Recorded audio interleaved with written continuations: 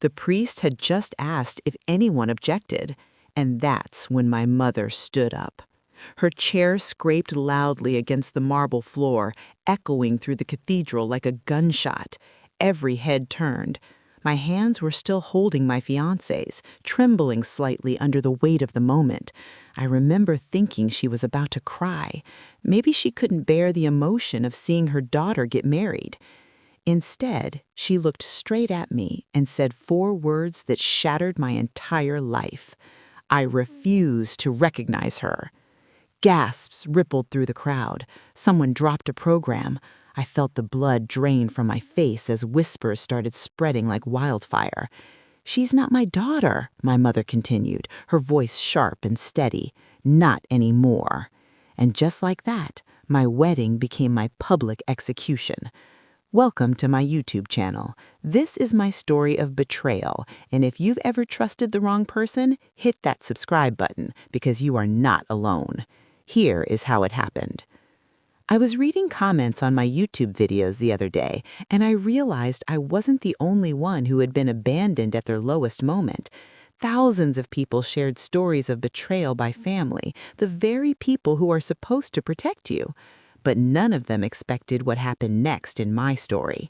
Because while my family was cutting me out of their lives in front of hundreds of witnesses, they had no idea that within 48 hours, my name would appear on the front page of every major financial newspaper in the world.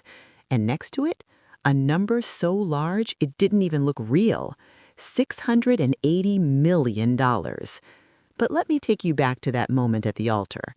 My father stood up next, slowly, deliberately, like this had been rehearsed. He didn't even look at me. He looked at the guests. "We cannot support this marriage," he announced. "We will not be part of this deception." Deception. That word hit harder than anything else, because I had no idea what he meant. "What are you talking about?" I whispered, my voice cracking. My fiancé tightened his grip on my hand. I could feel his confusion, too. He leaned toward me and murmured, "Is this some kind of misunderstanding?" I wanted to believe that. God, I wanted to believe that. But then my younger brother stood up, and he pulled out his phone. Within seconds, the giant screens behind the altar lit up. They were supposed to show our wedding photos during the ceremony. Instead, a single image appeared. It was a document, and at the top, in bold letters, were words that made the entire room erupt into chaos. "Confidential Beneficiary Report." My name was printed underneath, followed by a number: $680 million. I felt the ground vanish beneath my feet. Guests were whispering, standing, pointing. "Is that real? She's rich. Why would she hide that? Was she using him?" My fiancé slowly let go of my hand. That hurt more than anything. He turned to me, eyes wide with disbelief. "You never told me this?" I tried to speak, but the words stuck in my throat. Because here's the truth. I hadn't told him. Not because I was ashamed, not because I didn't trust him, but because I didn't even know myself until that moment. "I don't understand," I said, shaking. "I've never seen that before." But no one was listening. My mother laughed bitterly. "Still pretending?" she sneered. "You expect us to believe you didn't know you inherited hundreds of millions?" "I didn't," I cried. "I swear I didn't." But my father's face was cold and final. "You've lied to us for years," he said quietly, "about who you are, about where you came from." That was when something inside me snapped, because I had spent my entire life believing the exact opposite. I thought they were the ones hiding things from me. You see, growing up, I was always the outsider in my own family. I didn't look like them. I didn't think like them. I didn't belong. They were wealthy, old money elite, the kind that cared about reputation more than relationships. But me?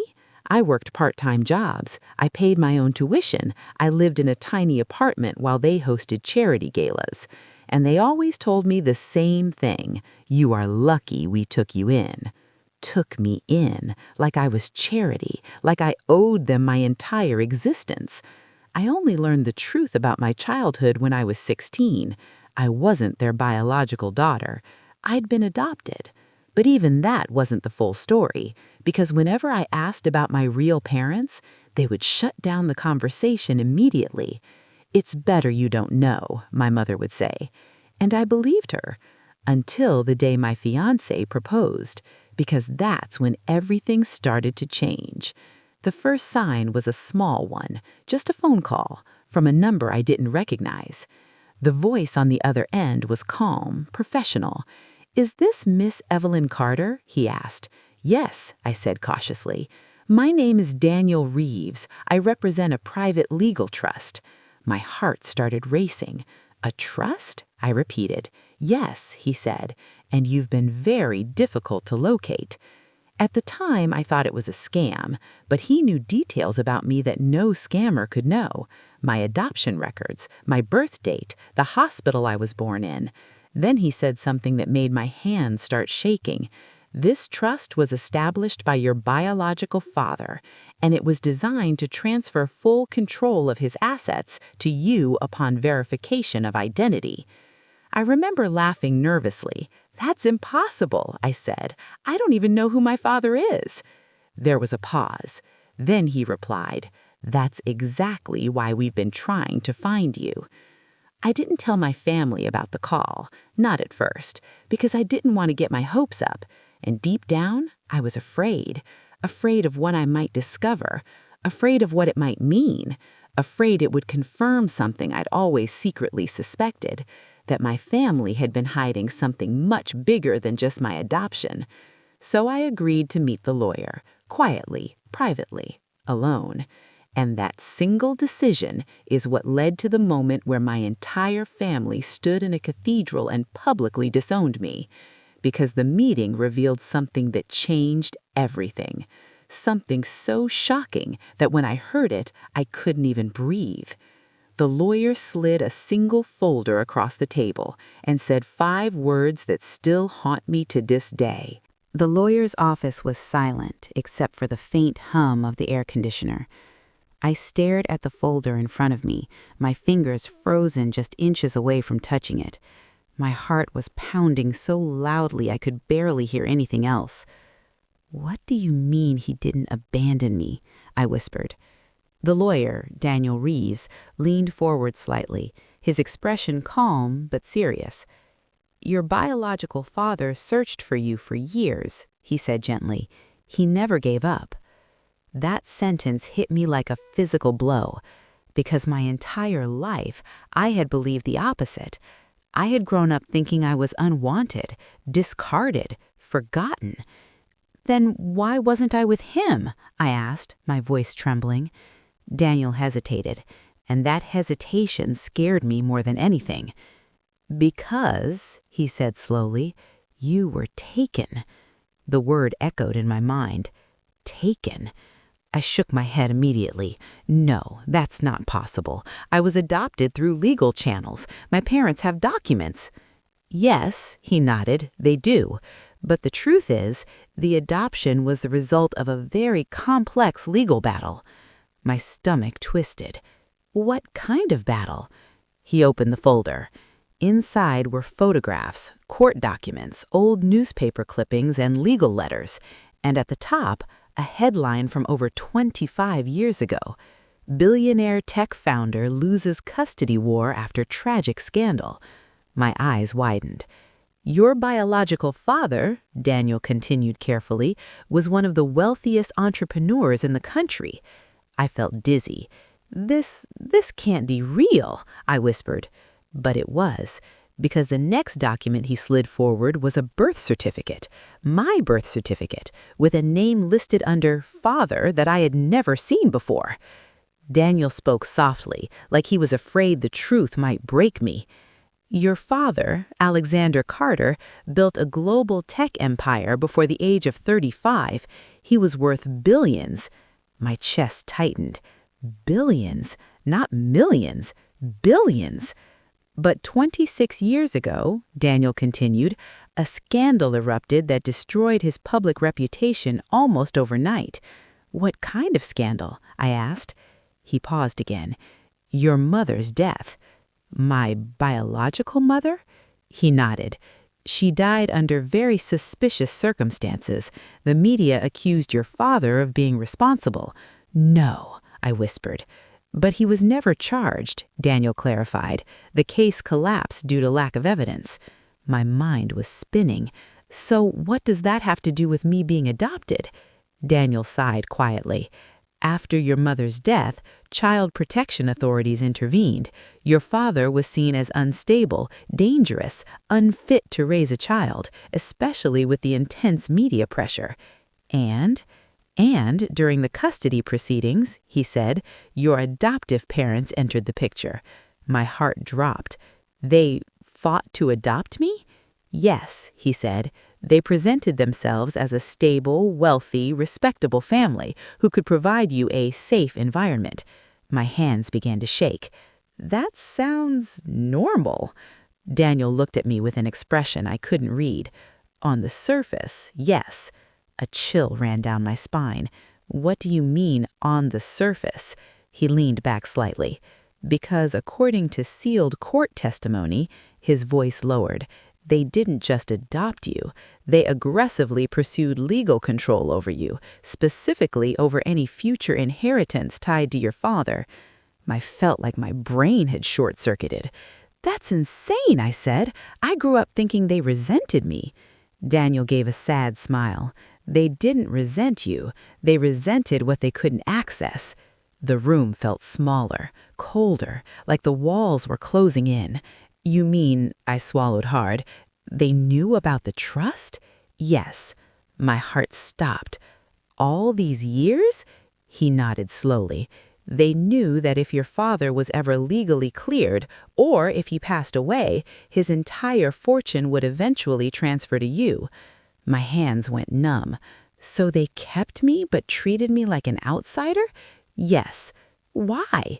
Because they couldn't touch the money unless you willingly gave them access. The trust was designed to protect you from exactly that scenario. I suddenly remembered every cold comment from my childhood. You should be grateful we gave you a home. We sacrificed so much for you. You owe us. They weren't just words. They were reminders, pressure, manipulation, and I had believed them for years. Did my father ever try to contact me? I asked softly. His expression shifted. Yes, he said, many times. My throat tightened. What happened? He said. Every attempt was blocked. By who? He didn't need to answer. I already knew. Tears blurred my vision. All those years he was trying to reach me? Yes. Did he ever give up? Daniel shook his head immediately. No, never. My chest ached. Then why didn't I meet him now? I whispered. The silence that followed was heavy, too heavy, because I already knew the answer before he spoke. Because, Daniel said gently, he passed away 2 months ago. I broke, right there in that office. A man I had never met, a father I had never known, had spent his entire life searching for me, and I had never even known he existed. He left everything to you, Daniel continued softly, not just the $680 million trust, but controlling shares in multiple companies. I wiped my tears, barely processing his words. This is too much. There's more, he said quietly. My heart sank again. What else? Daniel took a slow breath. Your father believed something until the day he died. My voice trembled. What? He looked directly into my eyes. He believed your adoptive family didn't just block contact. A chill spread through my entire body. That's not possible. But deep down, I knew it was, because suddenly everything made sense. The secrecy, the guilt they imposed on me, the way they panicked when I asked questions about my past. Why tell me all this now? I asked. Because the trust legally activates once your identity is verified, and that process was completed last week. My heart skipped. Last week? Yes. I felt my stomach drop. Then my family? Yes, he said quietly. They found out. A cold realization washed over me. That was why they had suddenly become strangely warm, why my mother started calling me more often, why my father insisted on hosting an engagement party, why they rushed the wedding. They weren't celebrating me, they were positioning themselves. They thought once you were married, Daniel continued, they could pressure you into transferring control of the assets. I felt sick. And when they realized you hadn't told them, his voice hardened slightly. They panicked. And that panic is what exploded at my wedding, in front of everyone. But there was one final thing Daniel said before I left his office, something that made my blood run cold. Your father left one additional instruction, he said. I turned back. What instruction? He handed me a sealed envelope, with my name written in handwriting that looked shaky but careful. Deliver this only when she is safe, Daniel read aloud. My heart pounded. Safe from what? I whispered. Daniel's expression turned grave. From the people who took her. My hands trembled as I stared at the envelope. It looked ordinary. Cream-colored paper, slightly worn edges, my name written in dark ink.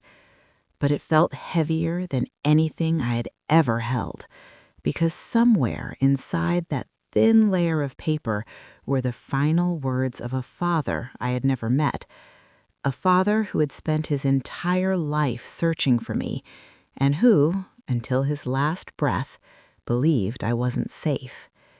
Safe from the people who took her? Those words echoed in my mind as I sat frozen in the lawyer's office. What did he mean by that?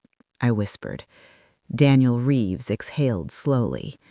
We don't know for certain, he admitted, but based on his private investigation files, he believed your adoption wasn't entirely voluntary. A cold wave of fear rolled through me. Are you saying they kidnapped me? No, Daniel said carefully, not in the legal sense, but there are indications they manipulated the legal process aggressively. Manipulated how? He hesitated again. Through influence, he said quietly. Political connections, financial pressure, legal loopholes. My stomach twisted. They fought to take me from him? Yes. And then they told me he abandoned me? Daniel nodded slowly. The betrayal hit me in layers, each realization slicing deeper than the last. All those nights I cried as a child, believing I wasn't wanted. All those years I tried desperately to earn my adoptive parents' approval. I had been living inside a lie, a carefully constructed one. Why didn't you give me this letter immediately? I asked, holding the envelope tightly. Because your father specifically instructed us not to deliver it until you were independent. Independent? Yes, financially, legally, and emotionally separated from anyone who could influence your decisions. A bitter laugh escaped my throat. Well, that's definitely true now, because in a single moment at the altar, my family had disowned me completely. I left the office that day feeling like a ghost. The city looked the same. People walked past me like nothing had changed. But inside me, everything had shattered, because I no longer knew who I was. Not the daughter I thought I was, not the woman my fiancé believed I was, and not yet the heir to a fortune I never asked for. I didn't open the letter right away. I couldn't. It felt too final, too heavy, like opening it would make everything real. Instead, I drove aimlessly for hours, trying to breathe, trying to think, trying to understand how my entire life could be rewritten in a single afternoon. But eventually, I couldn't avoid it anymore. I pulled over near a quiet park. The sky was turning orange as the sun set, and with shaking fingers, I opened the envelope. Inside was a single sheet of paper. The handwriting was uneven, like it had been written by someone very tired but very determined. I took a deep breath and started reading.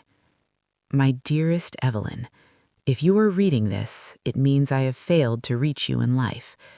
Tears filled my eyes instantly. I want you to know the truth, not the version others told you.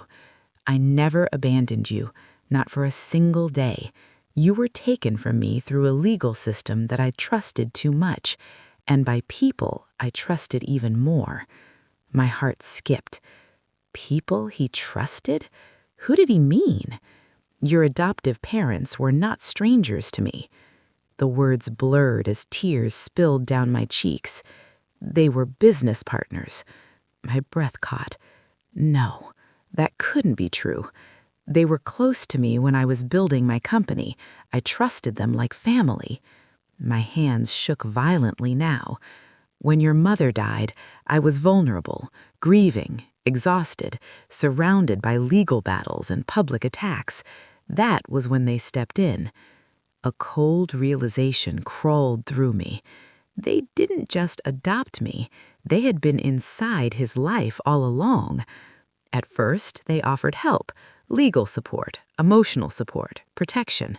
But slowly, I realized their intentions were not pure. My chest tightened. They believed I would lose everything.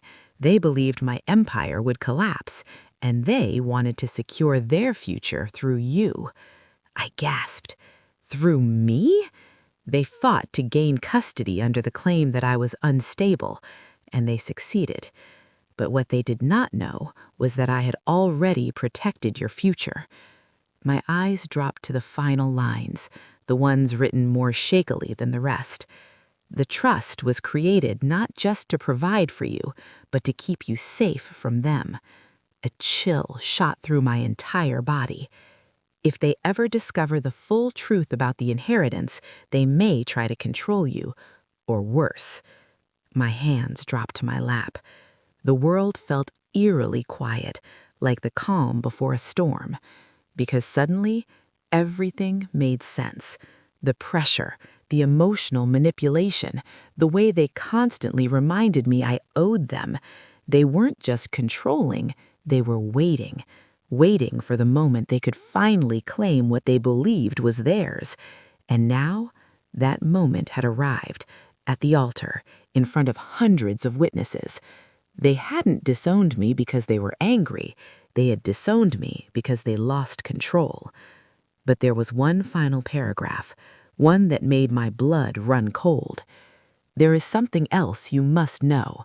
Before I died, I uncovered evidence that your adoptive parents were not acting alone. They had powerful allies, people who still believe that what belongs to me belongs to them. My vision blurred again, because the final line was underlined. If they realize you now control everything, they will come for you. My hands dropped to my lap. The world felt eerily quiet, like the calm before a storm, because suddenly, my public humiliation at the wedding didn't feel like the end of something. It felt like the beginning. And that night, as I drove home in silence, I realized something terrifying. For the first time in my life, I wasn't just betrayed.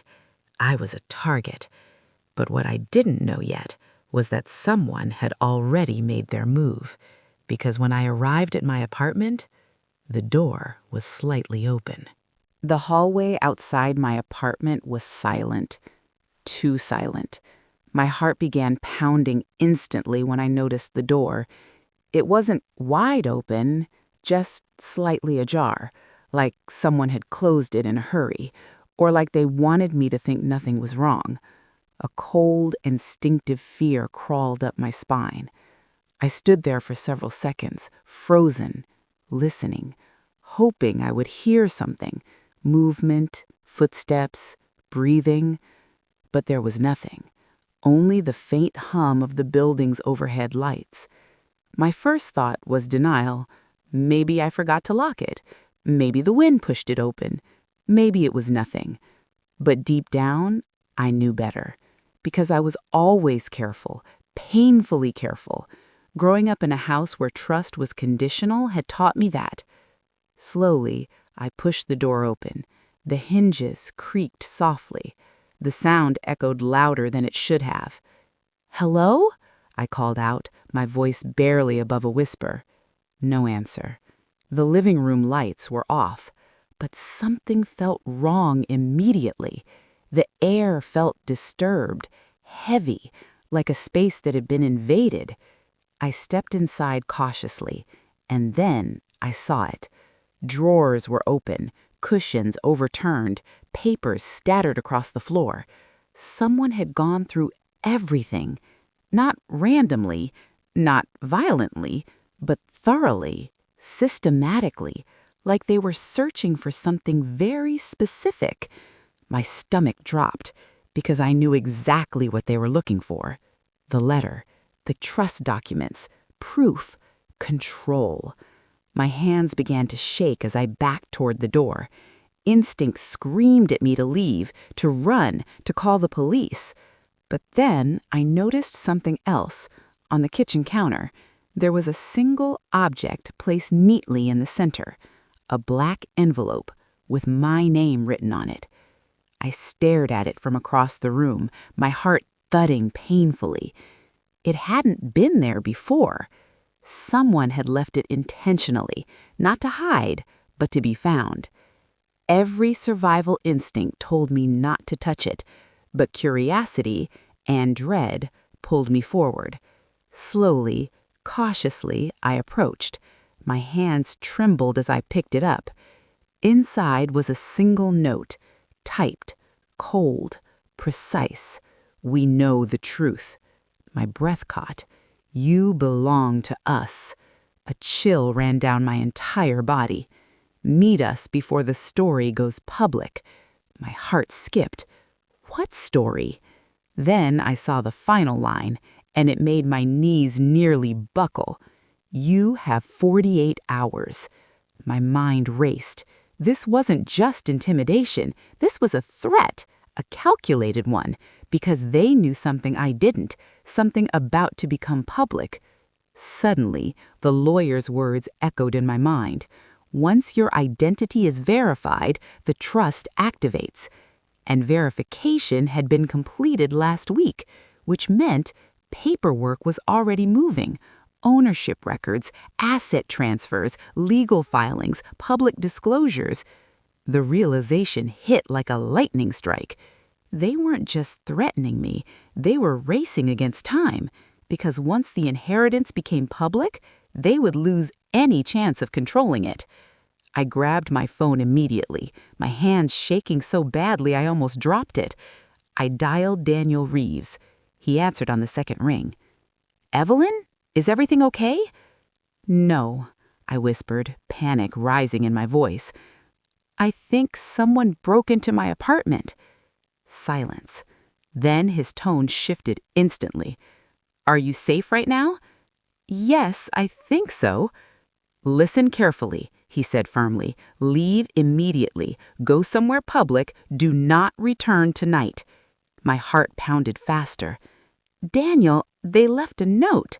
"What does it say?" I read it aloud. The silence that followed was heavy, dangerously heavy. "They know," he said quietly. "Know what?" I asked. "The final piece." My stomach twisted. "What final piece?" He exhaled slowly. "The reason your father's wealth is worth far more than its current valuation." Confusion flooded my mind. "What do you mean?" There was a pause, like he was debating whether to tell me. Then he said something that changed everything. "Your father didn't just leave money." My breath caught. He left control. Control of what? His voice dropped to a near whisper. Technology that could reshape entire industries. My heart skipped. What kind of technology? Daniel hesitated. Advanced AI infrastructure, proprietary systems, global contracts. My mind struggled to process. "Are you saying this isn't just money?" "No," he said. "This is power." A cold realization spread through me. That explained everything. The secrecy, the legal battles, the desperate attempts to control me. Because whoever controlled that inheritance would control something far bigger than wealth. "They won't stop," Daniel said quietly. "Not now." Fear tightened around my chest. "What should I do?" "Come to my office immediately. We need to secure you and accelerate the legal announcements." "Announcements?" "Yes," he replied, "because once everything goes public, it becomes much harder for them to act in the shadows." I left my apartment within minutes, barely grabbing anything, my heart racing the entire drive. Every car behind me felt suspicious, every shadow felt threatening, but nothing prepared me for what happened next. When I reached the lawyer's office building, I saw a crowd gathered outside, dozens of people, cameras, news vans, flashing lights. My breath stopped, because at that exact moment, a giant digital billboard across the street changed, and my face appeared on the screen, alongside a headline in massive bold letters: "Mystery heiress of $680 million tech empire finally identified." The world was just learning who I was. And somewhere out there, the people who believed I belonged to them were watching. For a moment, I couldn't move. My car sat idling at the edge of the street while the massive digital billboard glowed above the crowd like a spotlight aimed directly at me. My face, my name, and beneath it, a number that no longer felt like an abstract concept: $680 million. The crowd outside Daniel's office was buzzing with energy, reporters shouting questions, cameras flashing, microphones waving in the air. It felt unreal, like I had stepped into someone else's life, someone powerful, someone important, someone who definitely wasn't me. My phone started vibrating uncontrollably, one notification after another, emails, unknown numbers calling, messages flooding in from people I hadn't heard from in years, former classmates, distant relatives, even my adoptive family. I saw my mother's name appear repeatedly on the screen.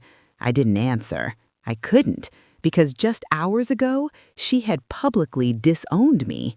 And now suddenly, she wanted to talk. I pulled my hood up and stepped out of the car, keeping my head down. But it didn't matter. Someone recognized me instantly. "That's her!" a voice shouted. Within seconds, cameras turned toward me. Flash after flash blinded my vision. "Miss Carter, how does it feel to inherit a tech empire overnight? Were you hiding your identity intentionally? Is it true your family cut ties because of the money?" The questions came like bullets, fast, relentless, overwhelming. I pushed through the crowd, heart racing, barely hearing anything. Security guards appeared quickly, ushering me inside the building. The moment the doors closed behind me, the noise outside became muffled. But the chaos inside me only grew louder. Daniel was waiting near the elevator. His expression was tense. "This is happening faster than expected," he said immediately. "What do you mean?" I asked, still trying to catch my breath. He handed me a tablet. "Look." The screen showed news headlines updating in real time. "Hidden heir to Carter tech fortune revealed. Billion-dollar AI assets transfer to unknown daughter. Corporate power struggle expected after surprise inheritance." My chest tightened.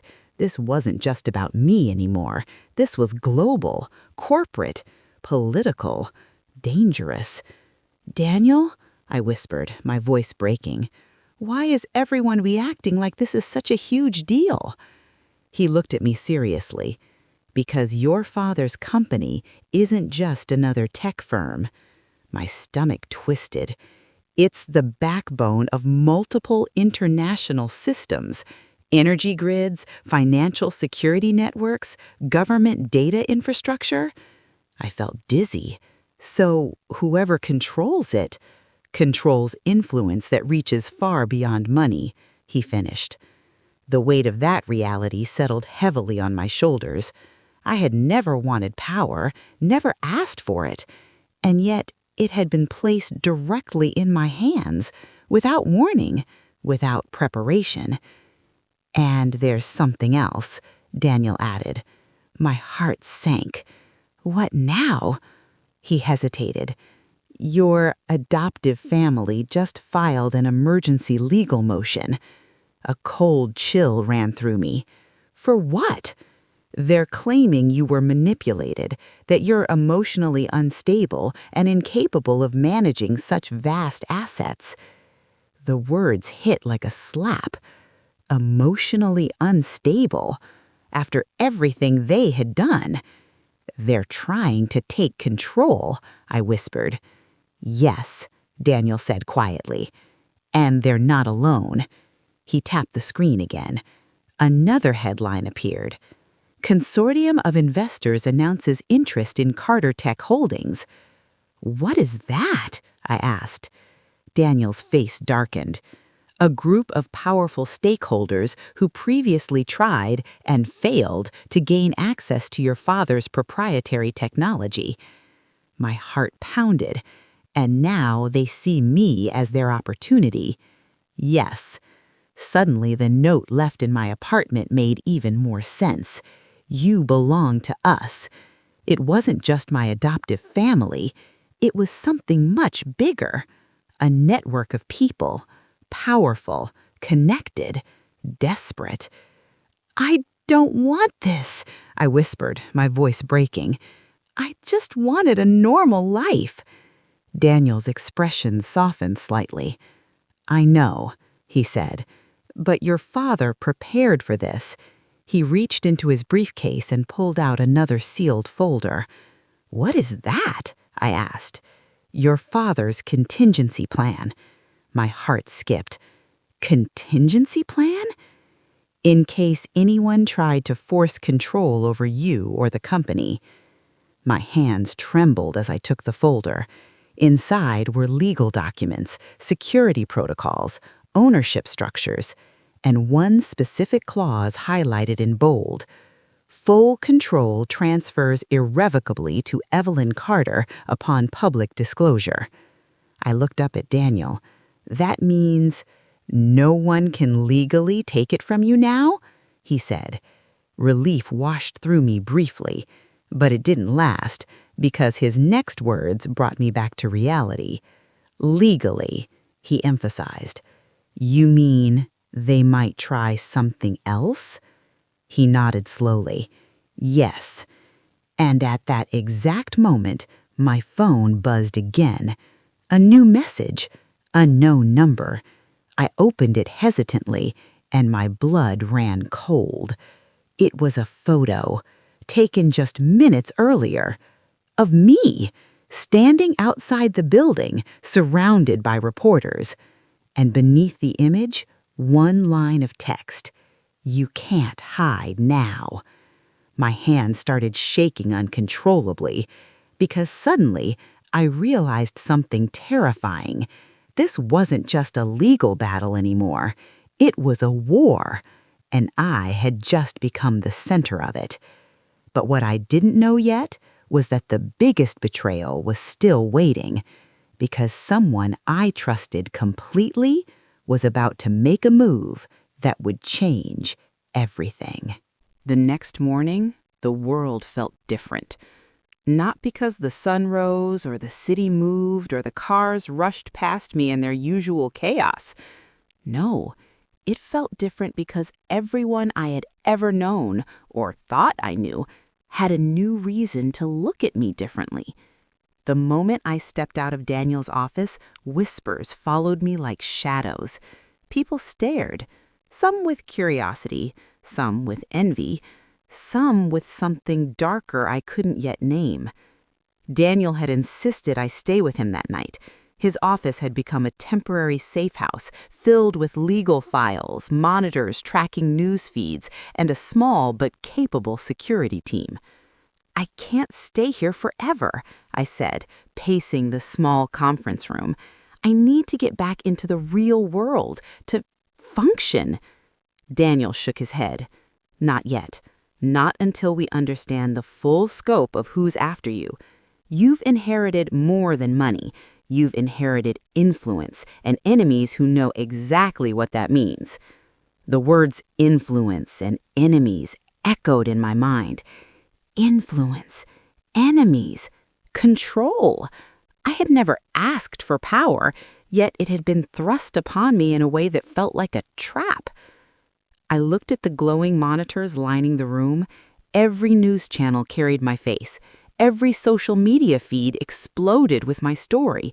Headlines flashed faster than I could read them. Carter Tech heiress revealed. $680 million inheritance sparks corporate wars. Family betrayal. Heiress disowned at the wedding. And then I saw it. A photograph circulating online.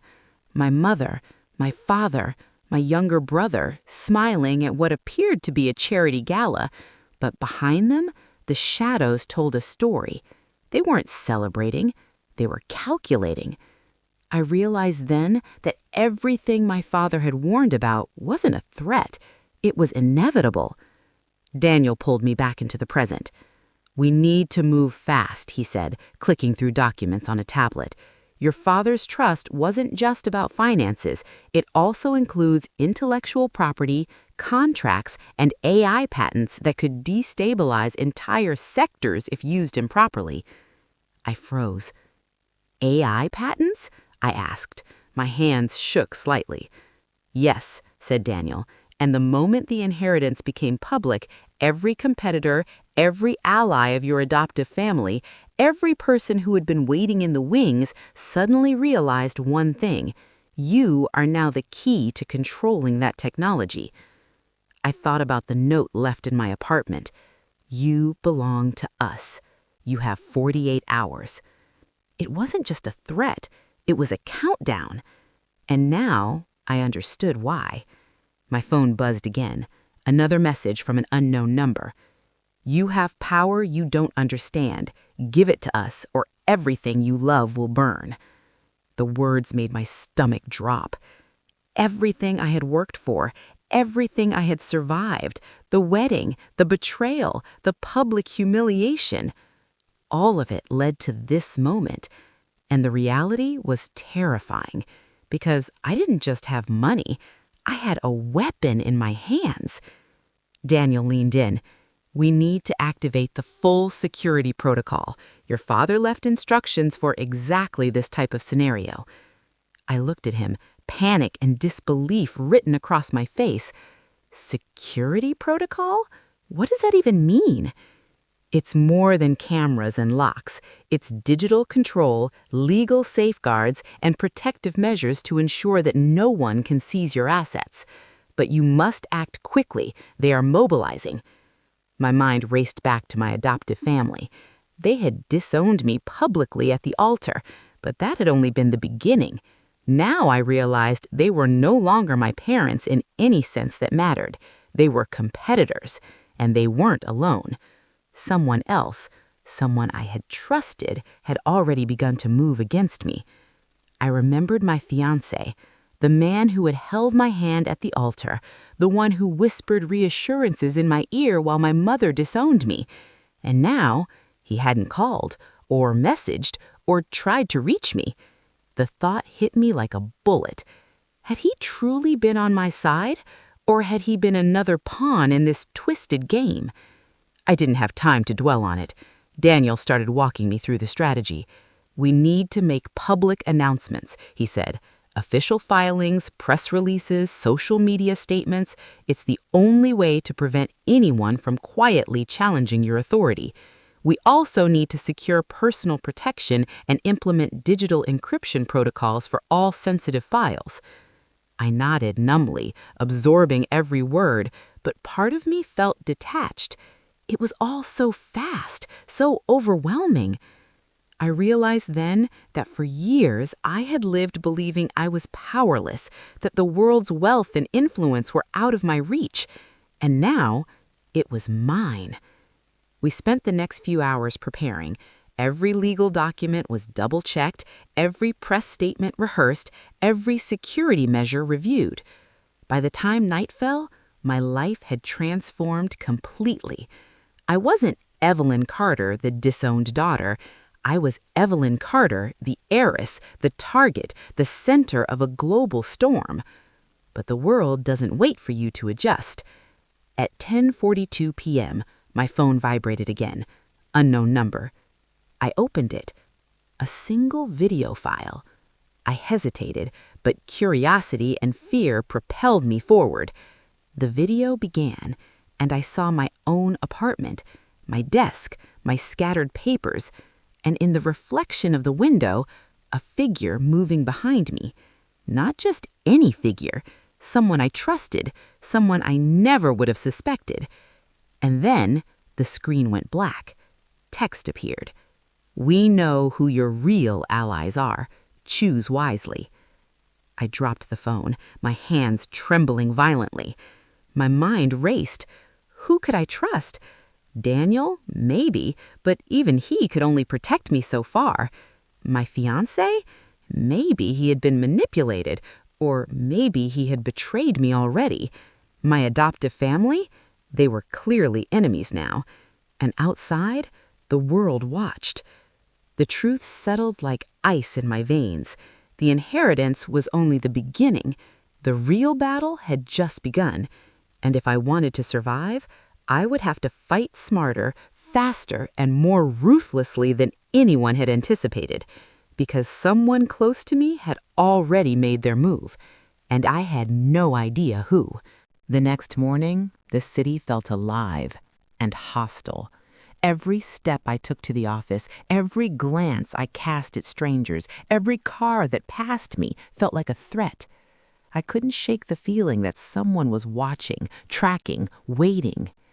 Daniel had arranged for a secure route, but even with his precautions, I felt exposed, vulnerable, naked in the face of a world that suddenly knew who I was and what I controlled.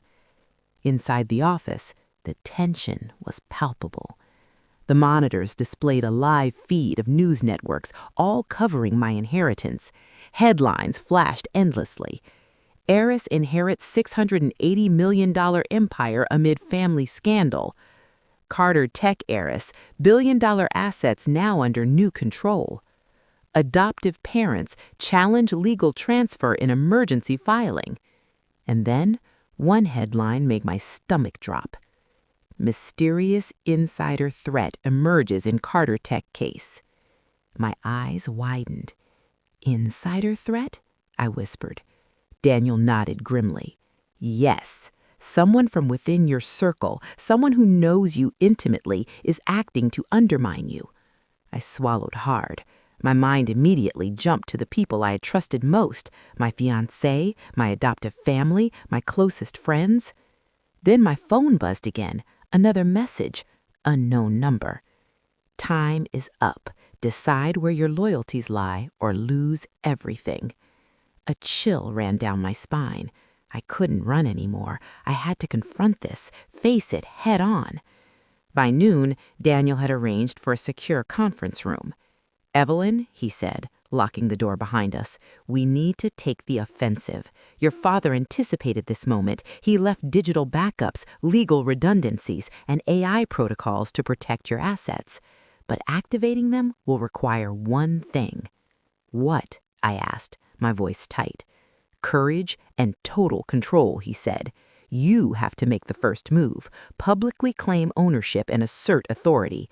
Otherwise, your adoptive family and their allies will exploit the chaos." I nodded. My hands trembled as I stared at the monitors. Every second counted. That's when I saw him, my fiancé. He appeared on the feed from a live news interview, standing beside one of my adoptive uncles. His face was calm, smiling. Too calm, too precise. I felt my stomach twist. Daniel leaned close. He's playing both sides. He knows where the leverage is, and he's aligning himself with your family. Betrayal burned through me like fire. I had trusted him. I had believed in him. And now he was part of the threat. I took a deep breath. It was time, the moment of reckoning. We began the procedure. Digital safeguards activated, legal filings submitted, press releases prepared. The AI systems my father had built were configured to recognize me as the sole authorized user. Any attempt to override them would trigger immediate alerts and legal action. I watched as the system verified my identity, as it confirmed my authority, and then a new alert appeared. Unauthorized access attempt detected. Source, internal network. My heart raced. "Daniel," I whispered, "they're inside the system." "Yes," he said, voice tense, "and judging by the credentials, it's someone who has access only because they were allowed into your circle." I clenched my fists. "Who?" He shook his head. "I don't know yet, but we have to stop them before they manipulate the assets or leak sensitive information." My phone buzzed again. Another message. Unknown number.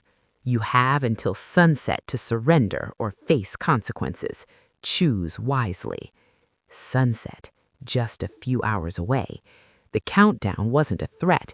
It was a clock ticking toward disaster. We traced the network intrusion. The results were horrifying. It wasn't just one person, it was coordinated. Multiple access points, multiple insiders. Someone had studied my father's protocols. Someone had anticipated my every move. Then, a file appeared on my tablet. It was a video recording. My apartment, my documents, my personal devices, every file, every note, every password exposed. And there in the recording was my fiancé, holding the original trust documents, smiling at the camera. I felt my knees buckle. "He's been playing us from the start," Daniel said quietly. "I trusted him," I shouted, tears blurring my vision. Daniel placed a hand on my shoulder. "I know, but now we have to act. He wants to manipulate the assets, he wants control, and he thinks you're isolated." I realized then that isolation was the key. If I showed fear, if I hesitated, they would win. If I acted decisively, I could take back control. I stood tall, my voice steadied. "Daniel, let's lock everything down. Full protocol. Engage the legal team, notify the press, and trace every possible insider." The room hummed with activity, security alerts, legal filings, AI activation sequences. It was a symphony of precision. Hours passed, and then, just as the sun began to dip below the skyline, the final confrontation began. My adoptive family arrived, flanked by lawyers, cameras, advisors. They were expecting to intimidate me, to force me to relinquish control. But I wasn't the same girl who had been disowned at the altar. I had inherited more than wealth. I had inherited clarity, strategy, and the protective foresight of a father who had built a system no one could bypass easily. The confrontation started civilly. Legal arguments, press cameras rolling, questions shouted into microphones. But underneath the surface, tension crackled like a live wire. Then my fiancé stepped forward. "Evelyn," he said, voice calm, calculated. "We can resolve this quietly. Let's not destroy each other over this." I stared at him. Betrayal glared at me from his eyes. "You've been trying to control what belongs to me," I said slowly, "and you've manipulated everyone around me to do it. That ends now." The cameras caught every word. The monitors flashed my name. My voice echoed across the networks. Daniel stepped forward and submitted the final legal documents. The AI systems confirmed my authority. Ownership transfers were irreversible. Any attempt to override them triggered legal action and automatic media disclosure. The room went silent. My adoptive family's lawyers whispered urgently. My mother's face went pale. My father's former business partners looked stunned. And my fiancé? He froze. For the first time, he realized he had underestimated me. The countdown ended. Sunset. And with it, the final barrier protecting my inheritance, my identity, and my father's legacy had activated. I exhaled slowly. I had survived betrayal, public humiliation, and a coordinated attack on everything I owned. But deep down, I knew this was only the beginning. because people who wanted what I controlled would not give up. They would wait, they would strategize, they would come again. And yet, for the first time in my life, I felt something I had never experienced. Not fear, not desperation. Power, control, and clarity. I was no longer the girl disowned at the altar. I was Evelyn Carter, heiress, strategist, survivor. And I was ready. The night after the confrontation felt surreal. The city lights shimmered like stars, but instead of beauty, they reminded me of surveillance. Every reflection, every shadow seemed to hide a watcher. I had survived the legal battle, outmaneuvered my adoptive family, and neutralized the threat posed by my fiancé, but the reality was clear. The world now knew who I was, and that knowledge made me a target. I sat alone in Daniel's secure office, the documents my father had left spread across the table. The AI systems hummed quietly in the background, protecting me, controlling access, monitoring threats. It was almost poetic. My father had built an invisible fortress around my life, and now, for the first time, I fully understood his foresight. Daniel entered quietly. "It's over for now," he said, offering a faint smile. "The assets are secure, your legal position is airtight, and the public sees you as the rightful heir. No one can touch what's yours." I nodded, but relief was tempered by exhaustion. "It doesn't feel like victory," I admitted. "It feels empty." He sat down across from me. "That's normal. You've been through betrayal, lies, and danger. The adrenaline fades, but the trauma doesn't. What you need now is clarity, understanding what really matters." And in that quiet moment, clarity came. I realized that everything I had endured, disownment at the altar, public humiliation, betrayal by those I trusted, had a strange silver lining. They had forced me to become my true self. Not Evelyn Carter, the daughter my adoptive parents wanted me to be. Not Evelyn Carter, the fiancée who believed love was enough to protect her, but Evelyn Carter, the woman who inherited not just a fortune, but responsibility, foresight, and the resilience to survive anything. The next morning, I addressed the media. Not to boast, not to gloat, but to claim my life, my name, and my truth. Standing behind the podium, cameras flashing, microphones shoved toward me, I spoke slowly, deliberately, every word weighted with intention. I am Evelyn Carter. I have inherited my father's legacy, and with it, responsibility. My story is not just about wealth, it is about survival, integrity, and reclaiming truth from those who would manipulate it. To those who betrayed me, your actions will no longer dictate my life. And to anyone who faces betrayal in any form, never let it define you. You have more power than you know. The speech went viral. Social media erupted. Supportive messages poured in from strangers around the world. People shared their own stories of betrayal, disownment, and survival. And for the first time, I felt a sense of connection. Not with my adoptive family, not with a fiancé who had turned against me, but with the countless others who had faced deception and come out stronger. But the world didn't stop. Threats continued. Attempts at infiltration persisted. My father's systems caught multiple hacking attempts. Legal motions arrived. Business competitors tried to approach me. Yet with every challenge, I felt stronger. The fear that had gripped me at the altar, the terror I had felt when my apartment was violated, the betrayal of my fiancé, they had all forged me into someone untouchable. Weeks later, I visited the cathedral where my wedding had fallen apart. The memories of my mother standing up, declaring I was no longer her daughter, and my brother revealing the $680 million trust flashed vividly in my mind. I stood in the same spot, alone this time, and I whispered, "I survived. I am still standing, and I choose my own path." I thought about forgiveness, not for them, My adoptive family had forfeited that right, but for myself, for believing, for trusting, for hoping. I realized that holding on to pain would only weaken me. Letting go gave me freedom, and I chose freedom. Months passed. The company stabilized under my leadership, the media frenzy subsided, the threats diminished.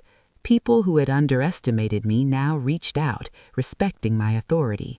And somewhere inside, I finally understood the real inheritance my father had left me. Not just money, but wisdom, foresight, and courage. I learned to wield it not with arrogance, but with precision, not to dominate, but to protect, not for revenge, but to honor my father's vision. And I realized something even more profound. Betrayal had been my catalyst. Had my adoptive family supported me, had my fiancé remained loyal, I might never have discovered my true strength. I might never have learned that survival isn't just about enduring, it's about evolving. Betrayal revealed the truth. The fortune had been the doorway, and stepping through it had shown me who I truly was. One quiet evening, I opened the envelope my father had left me, the one Daniel had given me after the inheritance activated. Inside were instructions, advice, and reflections written with care and love. I read the final lines slowly. Evelyn, the world may try to claim you, manipulate you, or deceive you, but never forget, your strength is greater than any betrayal. Your life is yours to command, and whatever challenges come next, face them boldly with the knowledge that truth and integrity are your greatest weapons. I folded the letter and placed it in a safe. A sense of calm washed over me. For the first time, I wasn't running from the past or fear or betrayal. I was standing on the edge of my future, and it was mine, completely, irrevocably, and fiercely mine. That night, I sat by the window of my penthouse, looking at the city below. I reflected on the journey, the wedding that had fallen apart, the $680 million inheritance, the betrayal, the threats, the victory. And I realized something. Life isn't about what happens to you. It's about what you do after it happens. I whispered softly to myself, I am Evelyn Carter. I survived betrayal. I reclaimed my life, and I will never let anyone define me again. Not my family, not a lover, not a world that underestimates me. This is my story, my life, and my power. And now it begins. The world had tested me, and I had emerged, not just as a survivor, but as a force. Because the greatest inheritance my father gave me wasn't money. It was the unshakable knowledge that I could survive anything, and that I would never be powerless again.